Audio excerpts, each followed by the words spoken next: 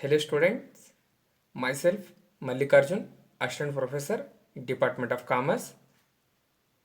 In this session, today we will learn the background to Competition Act 2002. This topic comes under the subject business law. There is a unit called as competition and consumer laws. So this is a syllabus which is prescribed for BBM third semester. Okay, let's begin. So in this unit, we will see what is the background for the Competition Act 2002. Under this head, we will learn the MRTP Act 1969, Economic Reforms 1991, the Raghavan Committee 1999.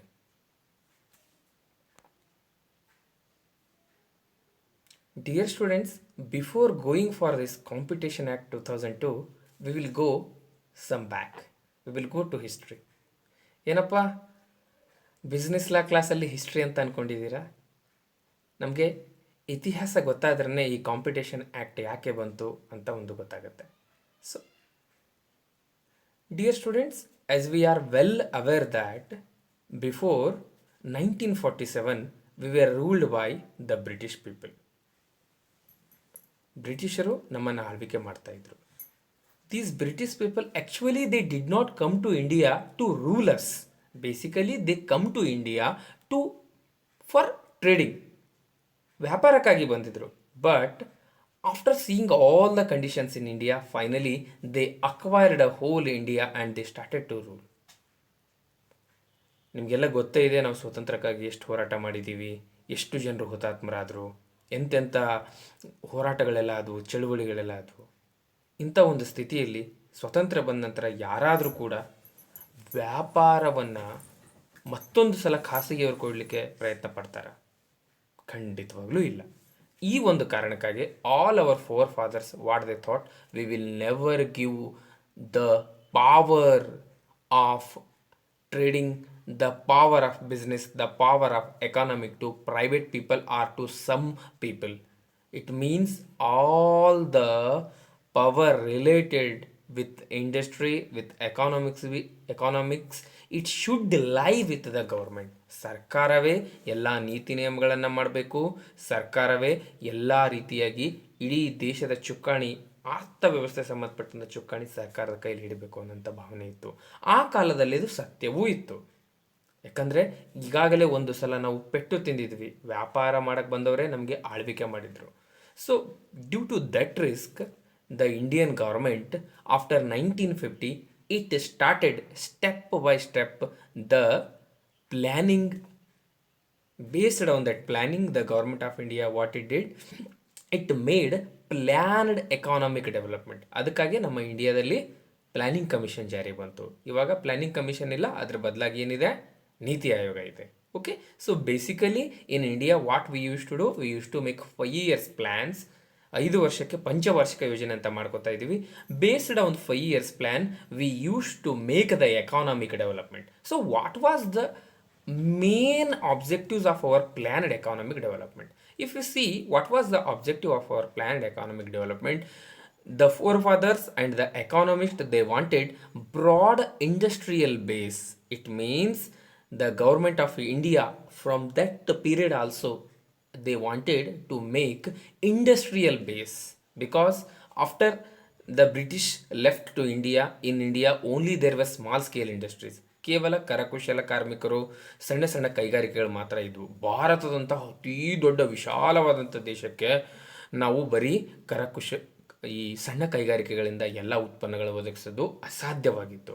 For that purpose the government had the plan of broad industrial base. For that purpose especially the government focused on core industries like energy, core industries like steel, core industry like electricity, core industries like facilities like they focused on dam building, fertilizers. Okay, like this they focus on core industry which can generate lot of employment. Not only employment but also they'll help India to become self-reliance. What is this self-reliance? ಸ್ವಾವಲಂಬನೆ. ಯಾವುದ್ರಲ್ಲಿ ಸ್ವಾವಲಂಬನೆ ಆಗಬೇಕಾಗಿತ್ತಪ್ಪ? ನಮಗೆ ವಸ್ತುಗಳು ಉತ್ಪಾದನೆ ಮಾಡುವಂಥದ್ರಲ್ಲಿ, ಆಹಾರದಲ್ಲಿ ಸ್ವಾವಲಂಬನೆ ಆಗಬೇಕಾಗಿತ್ತು. ನಮ್ಮ ದೇಶೀಯವಾಗಿರುವಂತಹ ಈ ಶಸ್ತ್ರಾಸ್ತ್ರಗಳ ತಯಾರಿಕೆ ಮಾಡೋದ್ರಲ್ಲಿ ಸ್ವಾವಲಂಬನೆ ಆಗಬೇಕಾಗಿತ್ತು. ಸಾರಿಗೆಯಲ್ಲಿ ಸ್ವಾವಲಂಬನೆ ಆಗಬೇಕಾಗಿತ್ತು. In all these core aspects, all the 8 core aspects are there, no? In all these 8 core aspects, the government wanted to become self-reliance. ಖುಷಿ ವಿಷಯ ಅಂದರೆ ಸುಮಾರು ವಿಷಯದಲ್ಲಿ ನಾವು ಈಗಾಗಲೇ ಸೆಲ್ಫ್ ರಿಲಯನ್ಸ್ ಆಗಿದ್ದೀವಿ, ಹೌದಾ? Then promotion of social justice. Another objectives of planned economic development was promotion of social justice. What is social justice? Samajika Nyaya. The fruit of economic development should not go to only one person. It should reach to all the people. It should make the people who are below poverty line, they should come above. Those who are BPL, they should come above. Those who are APL, they should come above. Middle class ಇದ್ದವರು upper middle class ಇದ್ದವರು ಒಂದು ಸ್ವಲ್ಪ rich ಇದ್ದವರು more rich. ಈ ರೀತಿಯಾಗಿ the government wanted to take one step higher to the people by the planned economic development. Okay, ಅದಕ್ಕಾಗಿ ನಮ್ಮ ಎಲ್ಲ ಇಂಡಸ್ಟ್ರಿಯಲ್ ಪಾಲಿಸಿಗಳು ಕಾಲಕಾಲಕ್ಕೆ after 1947 we brought so many industrial policies. All these policies focus on what? All these policies focus on public sector. ಅದಕ್ಕಾಗಿ ನಾವು ಹೆಚ್ಚು ಕಡಿಮೆ ಕೇಂದ್ರ ಸರ್ಕಾರ ಮತ್ತು ರಾಜ್ಯ ಸರ್ಕಾರದ ಹಲವಾರು ಉದ್ಯಮಗಳನ್ನು ನೋಡ್ತೀವಿ. ನೀವು ಬೆಂಗಳೂರಿಗೆ ಹೋದರೆ ಬೆಂಗಳೂರು ಅಕ್ಕಪಕ್ಕ ಎಡ ಮತ್ತು ಬಲ ನಾವು ಹೆಚ್ಚು ಕಡಿಮೆ ನೆಲಮಂಗಲಿಂದ ಸ್ಟಾರ್ಟ್ ಆದರೆ ಸುಮಾರು ಗೌರ್ಮೆಂಟ್ ಫ್ಯಾಕ್ಟ್ರಿ ಸಿಗ್ತವೆ. ಸ್ಯಾಂಡಲ್ವುಡ್ ಫ್ಯಾಕ್ಟ್ರಿ ಅಂತ ಸಿಗುತ್ತಲ್ಲ, that's government one. BHEL, HAL. Okay, so ಈ ರೀತಿಯಾಗಿ ಸುಮಾರು ಗೌರ್ಮೆಂಟ್ ಇನ್ಸ್ಟಿಟ್ಯೂಷನ್ಸ್ಗಳು, ಫ್ಯಾಕ್ಟ್ರೀಸ್ಗಳು, ಕಂಪನೀಸ್ಗಳು ಸಿಗ್ತವೆ. So based on the industrial policies only the government has started its own public sectors. ಇನ್ನೂ ಕೂಡ ಸುಮಾರು ಬ್ಯಾಂಕಿಂಗ್ ಸೆಕ್ಟರ್ಗಳು, ಇಂಡಿಯನ್ ರೈಲ್ವೆ, ಶಸ್ತ್ರಾಸ್ತ್ರ ತಯಾರಿಸುವಂಥದ್ದು ಅಥವಾ ಸುಮಾರು ಸೆಕ್ಟರ್ಸ್ಗಳು ಇನ್ನೂ ಕೂಡ they are under the government. At present also they are under the government. So ಇದಕ್ಕಾಗಿ the government of India brought a law, an act called as the monopolistic and restrictive trade practices act 1969. In the 1969, the government of India brought one law especially for competition and to control the restrictive trade practices. It brought a law. So what are the features of this law? This law gave a comprehensive control over the direction, the pattern and quantum of investment. ಸರ್ಕಾರ ಯಾವ ಡೈರೆಕ್ಷನಲ್ಲಿ investment ಮಾಡಬೇಕು, ಯಾವ ಪ್ಯಾಟರ್ನಲ್ಲಿ investment ಮಾಡಬೇಕು, ಅಂದರೆ ಕೋಟಿಗಟ್ಟಲೆ ಒಂದೇ ಸಲ ಮಾಡಬೇಕು, 1000 ಒಮ್ಮೆ ಮಾಡಿ 10% ಈ ಥರ ಮಾಡಬೇಕು, ಮತ್ತು quantum of invest, how much amount should the government investment, everything, all the decision was given to the government by this act. Extensive reservations and concession in favor of small scale industry. As we know very well, India was suffering from huge unemployment. ದೊಡ್ಡ ಇಂಡಸ್ಟ್ರಿಗಳಿಗೆ ನಾವು scope ಕೊಟ್ಟಾಗ small scale ಇಂಡಸ್ಟ್ರಿಗಳಲ್ಲಿ ಉದ್ಯೋಗಗಳು ಜಾಸ್ತಿ ಹುಟ್ಟುತ್ತವೆ. Employment generation is more in small scale industries. For that purpose the government kept so many sectors, so many products in favour of small scale industries. Okay, and also it gave so many concessions.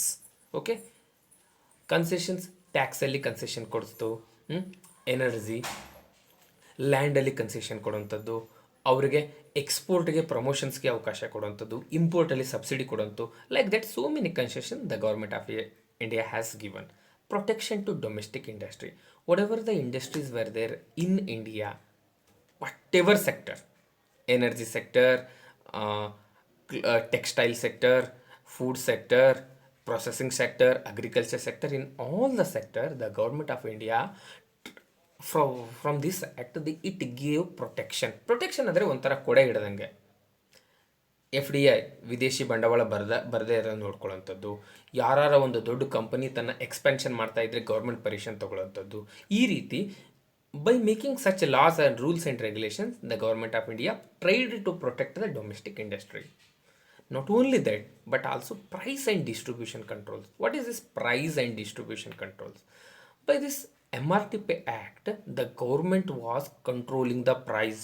ಒಂದು ಯಾವುದೋ ಒಂದು company ಒಂದು for example ಒಂದು goods ಇದೆ, ಒಂದು pen ಇದೆ ಅಂತ ಅದು ಪ್ರೊಡ್ಯೂಸ್ ಮಾಡಿದರೆ the government was making minimum price maximum price. You cannot ceiling price ಅಂತ ಕರಿತೀವಿ. ಇದಕ್ಕಿಂತ ಜಾಸ್ತಿ ನೀವು ಪ್ರೈಸನ್ನು ಫಿಕ್ಸ್ ಮಾಡೋಂಗಿಲ್ಲ. Not only price control but also distribution control. ನೀನು ಇಂಥ ಕಡೆನೇ ನೀನು ಡಿಸ್ಟ್ರಿಬ್ಯೂಟ್ ಮಾಡಬೇಕು. ಇಡೀ ಇಂಡಿಯಾದಲ್ಲಿ ನೀನು ಎಲ್ಲ ಕಡೆ ಡಿಸ್ಟ್ರಿಬ್ಯೂಷನ್ ಮಾಡಲ್ಲ. ಕೆಲವೊಂದು ಕಡೆ ಏರಿಯಾಗಳನ್ನು ರಿಸರ್ವ್ ಇಟ್ಟಿದ್ದರು, ಅಲ್ಲಿನ ಲೋಕಲ್ ಪ್ರೊಡ್ಯೂಸರ್ಸೇ ಡಿಸ್ಟ್ರಿಬ್ಯೂಟ್ ಮಾಡಬೇಕು. So like this we had price as well as distribution controls. And the very important thing was financial sector under government control. It means all the banking and non-banking finance corporation, ಎಲ್ಲ ಬ್ಯಾಂಕ್ಗಳು ಅಥವಾ ನಾನ್ banking financial ಕಾರ್ಪೊರೇಷನ್ಸ್ಗಳು ಇರ್ತಾವಲ್ಲ, ನಮ್ಮ Bajaj finance, Shriram transport ಕಂಪ್ನಿಗಳು, ಮುತ್ತೂಟು, ಇಂಥವೆಲ್ಲ ಅವಾಗೂ ಬೇರೆ ಬೇರೆ ರೀತಿ ಇದ್ವು. ಅಂತಹ non banking financial companies all were under government control. ಇಂಥವರಿಗೆ ಸಾಲ ಕೊಡಬೇಕು, ಇಷ್ಟೇ ಬಡ್ಡಿ ದರದಲ್ಲಿ ಕೊಡಬೇಕು, ಇಂಥವನ್ನ ಸಾಲ ಮನ್ನಾ ಮಾಡಬೇಕು, ಇಂತಿಂಥ ಸೆಕ್ಟರ್ಸ್ಗಳಿಗೆ ಸಾಲ ಕೊಡಬೇಕು. Like that the government was dictating the rules. Based on those rules these financial sectors were working. Then students, what happened with MRTP Act? Was it good? Was it bad? ಅದನ್ನು ನಾವು ನೋಡೋಣ. ಇದರಿಂದ ಒಂದಿಷ್ಟು ಡೈವೆಸ್ಟ್ಮೆಂಟ್ ಆಯಿತು, ಇದರಿಂದ ಡೆಫಿನೆಟ್ಲಿ ಇಂಡಸ್ಟ್ರಿಯಲ್ ಗ್ರೋತ್ ಆಯಿತು. ಆದರೆ too much is too bad ಅನ್ನಂತ ಮಾತು ಹೇಳ್ತೀವಿ. That you all know very well. Too much is too bad. The same thing happened with this MRTP Act. The first effect on economy was suboptimal scales of operation. ಯಾವ ಒಂದು ಲೆವೆಲಲ್ಲಿ ನಾವು ಒಂದು factory ಇರ್ಬೋದು, ಒಂದು manufacturing unit ಇರ್ಬೋದು, ಅದನ್ನು produce ಮಾಡ್ಲಿಕ್ಕೆ ಸಾಧ್ಯ ಇತ್ತು, ಆ ಲೆವೆಲಲ್ಲಿ ಪ್ರೊಡ್ಯೂಸ್ ಮಾಡೋಕ್ಕೆ ಸಾಧ್ಯ ಆಗಲಿಲ್ಲ. Capacity under utilisation. Another thing, for example, if a company wants to produce 100 units, if there is a distribution control or if there is a price control, will the company try to produce according to its highest capacity? ಸಾಧ್ಯ ಇದೆಯಾ? No. So there was, due to the MRTP Act, there was capacity underutilization. Another major effect was lack of technological upgradation. Since there was no ಕಾಂಪಿಟೇಷನ್ಗೆ ಬೆಲೆನೇ ಇರಲಿಲ್ಲ. In case competition ಮಾಡಿಬಿಟ್ಟು ಏನು ಮಾಡೋದು ಏನಂತ ಸ್ಥಿತಿಯಲ್ಲಿ, when the customers were not accepting or not demanding for any high quality products, will the company go for technological upgradation? No. Where there is competition, there only there will be technological upgradation. So for that purpose, what happened? There was no technological upgradation. ಅದೇ ಒಬೇರಾಯನ ಕಾಲದ ತಂತ್ರಗಳೇ ಇದ್ದವು. ಸುಮಾರು ಒಂದು 30-40 ವರ್ಷದ ಕೆಳಗೆ ನಾವೆಲ್ಲ ಕೃಷಿಯಲ್ಲೆಲ್ಲ ನೋಡ್ಬೋದು. ವಿದೇಶಗಳಲ್ಲಿ ಅದೆಷ್ಟೋ ಬೆಳವಣಿಗೆಗಳಾಗಿದ್ವು, ಬಟ್ ನಮ್ಮಲ್ಲಿ ಅಂಥ ಬೆಳವಣಿಗೆ ಯಾವ ನಾವು ನೋಡೋಕ್ಕೆ ಆಗಲಿಲ್ಲ. Another effect of MRTP Act was high level of industry concentration. What is this high level of industry concentration? ಕೆಲವೊಂದು ಆಯ್ದ ಪ್ರದೇಶಗಳೆಲ್ಲ ಮಾತ್ರ ಇಂಡಸ್ಟ್ರಿಗಳಿದ್ವು, ಮತ್ತು ಕೇವಲ ಸರ್ಕಾರದ ಹತೋಟಿಯಲ್ಲಿ ಎಲ್ಲ ಇಂಡಸ್ಟ್ರಿಗಳು ಕಾನ್ಸಂಟ್ರೇಟ್ ಆಗಿದ್ವು. ಸೋಪ್ ತಯಾರು ಮಾಡೋದು ಸರ್ಕಾರನೇ, ಕ್ರೀಮ್ ತಯಾರು ಮಾಡೋದು ಸರ್ಕಾರನೇ, ಹಾಲಿನ ಡಿಸ್ಟ್ರಿಬ್ಯೂಟ್ ಮಾಡೋದು ಸರ್ಕಾರನೇ, ಬಟ್ಟೆ ಡಿಸ್ಟ್ರಿಬ್ಯೂಟ್ ಮಾಡೋದನ್ನು ಸರ್ಕಾರನೇ. It was like socialistic pattern ಅಂತ ಕರಿತೀವಲ್ಲ. It was like China and Russia. In that manner Indian system, because of this MRTP Act, India become from mixed economy ಅಂತ ಅನ್ಸ್ಕೊಂಡ್ರು ಕೂಡ ಪ್ರೈವೇಟ್ ಪ್ಲೇಯರ್ಗೆ ಯಾವುದೇ ರೀತಿ ಅವಕಾಶ ಸಿಗಲಾರದೆ everything was concentrated in the hands of government. But dear students, we know one thing very well. Change is permanent. ಕಾಲ ಬದಲಾಗ್ತಾನೆ ಇರುತ್ತೆ, ಗಡಿಯಾರದಲ್ಲಿ ಮುಳ್ಳು ತಿರುಗ್ತಾನೆ ಇರುತ್ತೆ. The same thing happened in Indian economic system. In 1991, we know very well a famous landmark changes happened in our Indian economic system, and that we famously call it as LPG: liberalization, privatization and globalization. in the 1991 economic policy, lot of things changed due to so many circumstances. WTOದಲ್ಲಿ ಮಾಡ್ಕೊಂಡಂಥ ಒಪ್ಪಂದ ಇರ್ಬೋದು, ಜೊತೆಗೆ ಸರ್ಕಾರ ಜಾಗತಿಕವಾಗಿ ಆಗ್ತಾ ಇರೋಂಥ ಬದಲಾವಣೆಗೆ ಅನುಗುಣವಾಗಿ we made a lot of changes. So what were the changes we made due to 1991 economic policy change? One was a liberalization of industrial licensing. The licensing system was very very strict before 1991. It was famously called as license Raj. ಅಧಿಕಾರಿಗಳು ಹತ್ರ ಹೋಗಿ licence ತೊಗೊಳ್ಳೋದೇ ಒಂದು ದೊಡ್ಡ ಹರಸಾಹಸ ಆಗಿಬಿಟ್ಟಿತ್ತು. ಸಣ್ಣ ಏನಾರ ಒಂದು ಯೂನಿಟ್ ಸ್ಟಾರ್ಟ್ ಮಾಡ್ಬೇಕಾ, ಲೈಸೆನ್ಸ್ ತೊಗೋಬೇಕು. So the government started to make liberalization of industrial licensing. ಒಂದು ಸ್ವಲ್ಪ ಅದರಲ್ಲಿ ಸಡಿಲತೆ ಮಾಡ್ತು. prior approval for expansion. There was for everything. If you want to start ಒಂದು ಬ್ಯಾಂಕ್ ಇದೆ, ಹೊಸದಾಗಿ ಒಂದು ಬ್ರಾಂಚ್ ತೆಗಿಬೇಕು ಅಂದ್ಕೊಂಡ್ರೆ we needed approval from RBI. ಮತ್ತೊಂದು ಯಾವುದೋ ಒಂದು ಮ್ಯಾನುಫ್ಯಾಕ್ಚರಿಂಗ್ ಯೂನಿಟ್ ಇದೆ ಅಂತ ಇಟ್ಕೊಳ್ಳೋಣ, ಅವರು ಇನ್ನೊಂದು ಬ್ರಾಂಚ್ ತೆಗಿಬೇಕು, ಇನ್ನೊಂದಿಷ್ಟು 10,000 ಕೆಪಾಸಿಟಿ ಇರೋ ಕಡೆ 15,000 ಕೆಪಾಸಿಟಿ ಯೂನಿಟ್ಸ್ ಪ್ರೊಡ್ಯೂಸ್ ಮಾಡಬೇಕು. They needed expansion, they needed permission. So that ಆ ರೀತಿ ಪರ್ಮಿಷನ್ ತೊಗೊಳ್ಳೋದನ್ನು ನಿಧಾನವಾಗಿ ಅದರದ್ದು ಪ್ರಮಾಣ ಕಡಿಮೆ ಮಾಡೋಕ್ಕೆ ಸ್ಟಾರ್ಟ್ ಮಾಡಿದ್ರು. Dilution monopoly of PSUs. I told no, ಸೀರೆಯಿಂದ ಅಕ್ಕಿ, ಗೋಧಿ, ಯಾವುದೇ ವಸ್ತುಗಳಿರಲಿ, everything was produced by government, everything was distributed by government. Do you think is it feasible and practical for a country like India?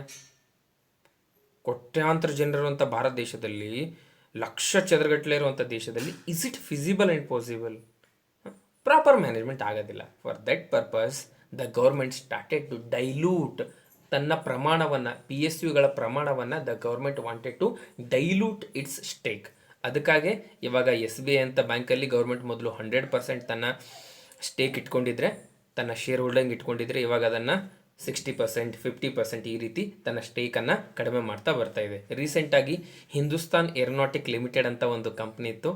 ಆ ಕಂಪ್ನಿಯಲ್ಲಿ ಕೂಡ government 10 to 15% ತನ್ನ ಸ್ಟೇಕನ್ನು ಕಡಿಮೆ ಮಾಡಿದೆ. ಅಂದರೆ ಉದಾಹರಣೆಗೆ 75% ಇತ್ತಂದರೆ ಇವಾಗ 15% ಅದರ ಸ್ಟೇಕನ್ನು ಕಡಿಮೆ ಮಾಡಿ 60% ಮಾಡಿದೆ. ಅದೇ ರೀತಿಯಾಗಿ ರೈಲ್ವೆಯಲ್ಲಿ IRCTC ಅಂತ ಇದೆ, ಅದರಲ್ಲೂ ಕೂಡ ತನ್ನ ಸ್ಟೇಕನ್ನು ಕಡಿಮೆ ಮಾಡಿದೆ. ಈ ಮೂಲಕ government is trying to dilute the monopoly of PSUs. Then abolition of levy and non-levy price system.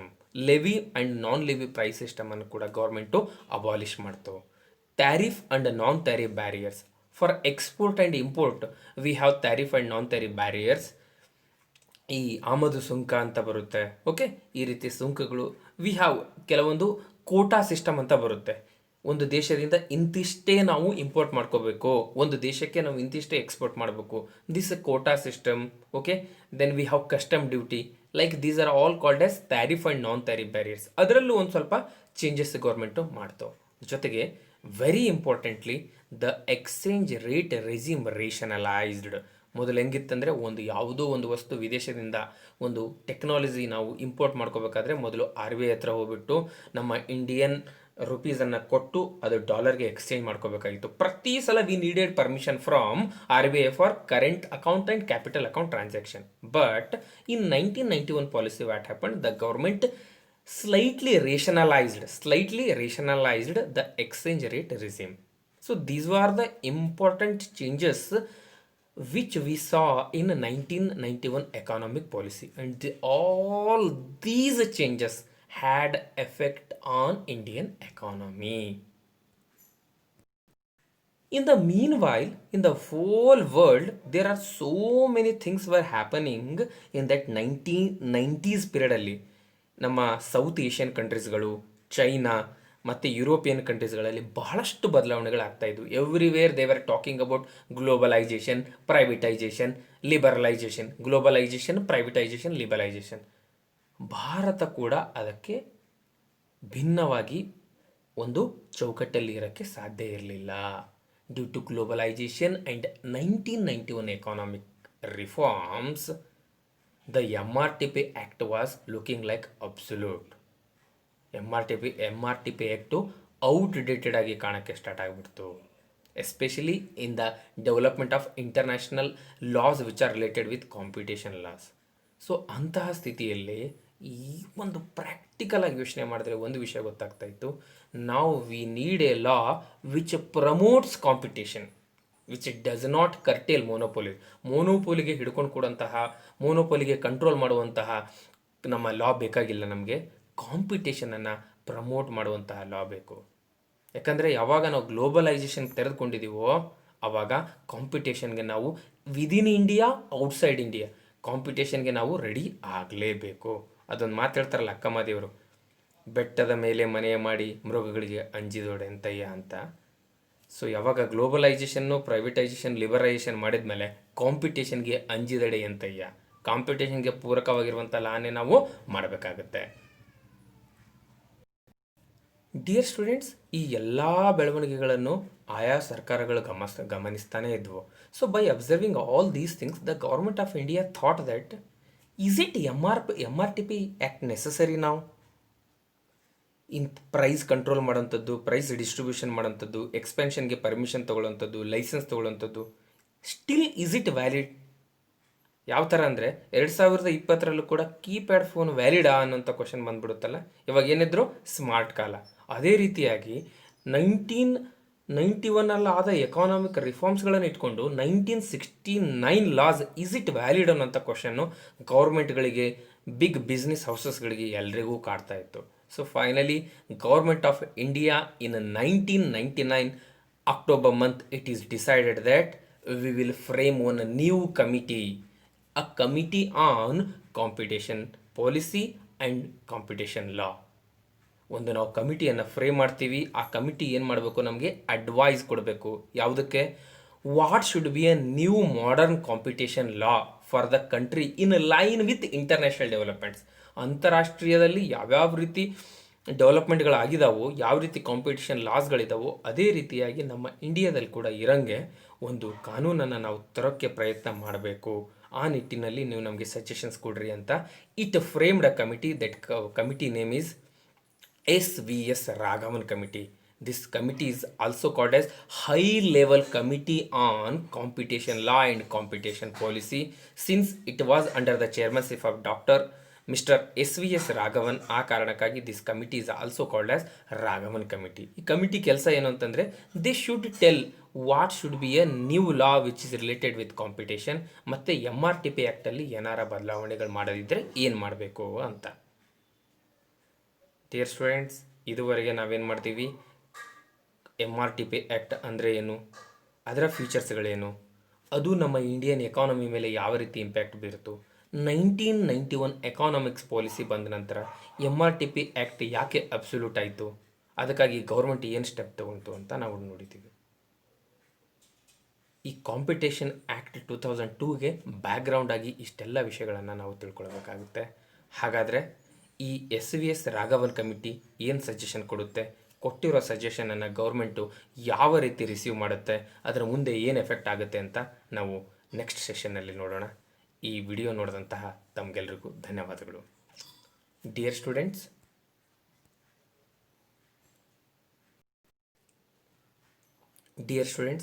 ನಿಮಗೆ ಇನ್ನೂ ಈ ಒಂದು ಬ್ಯಾಕ್ಗ್ರೌಂಡ್ ಟು ಕಾಂಪಿಟೇಷನ್ ಆ್ಯಕ್ಟ್ ಅಥವಾ MRTP ಆ್ಯಕ್ಟ್ ಬಗ್ಗೆ ಹೆಚ್ಚಿನ ಮಾಹಿತಿ ತಿಳಿದುಕೊಳ್ಬೇಕು ಅಂತಂದರೆ ನಾನು ಇಲ್ಲಿ ನಿಮಗೆ ರೆಫರೆನ್ಸ್ಗೆ ಕೆಲವೊಂದು ಪುಸ್ತಕಗಳನ್ನು ಕೊಟ್ಟಿದ್ದೀನಿ. ಈ ಪುಸ್ತಕಗಳನ್ನು ನೀವು ರೆಫರ್ ಮಾಡ್ಬೋದು. ಜೊತೆಗೆ ಯೂಟ್ಯೂಬ್ ಲಿಂಕ್ಸ್ಗಳು ಮತ್ತು ನಿಮಗೆ ವೆಬ್ಸೈಟ್ ರಿಲೇಟೆಡ್ ಲಿಂಕ್ಸ್ಗಳಿದ್ದಾವೆ. ಆ ಲಿಂಕ್ಗಳನ್ನು ಕ್ಲಿಕ್ ಮಾಡೋದ್ರ ಮೂಲಕ ಅಲ್ಲಿರುವಂಥ ಕಂಟೆಂಟನ್ನು ಬಳಸ್ಕೊಂಡು ನೀವು ಹೆಚ್ಚಿನ ಜ್ಞಾನವನ್ನು ಪಡಿಬೋದು ಅಂತ ಹೇಳ್ತಾ ಇದ್ದೀನಿ. ಈ ವಿಡಿಯೋ ನೋಡಿದಂತಹ ತಮಗೆಲ್ಲರಿಗೂ ಧನ್ಯವಾದಗಳು. Thank you. ನೆಕ್ಸ್ಟ್ ಸೆಷನಲ್ಲಿ ಮತ್ತೆ ನಾವು ಭೇಟಿಯಾಗೋಣ.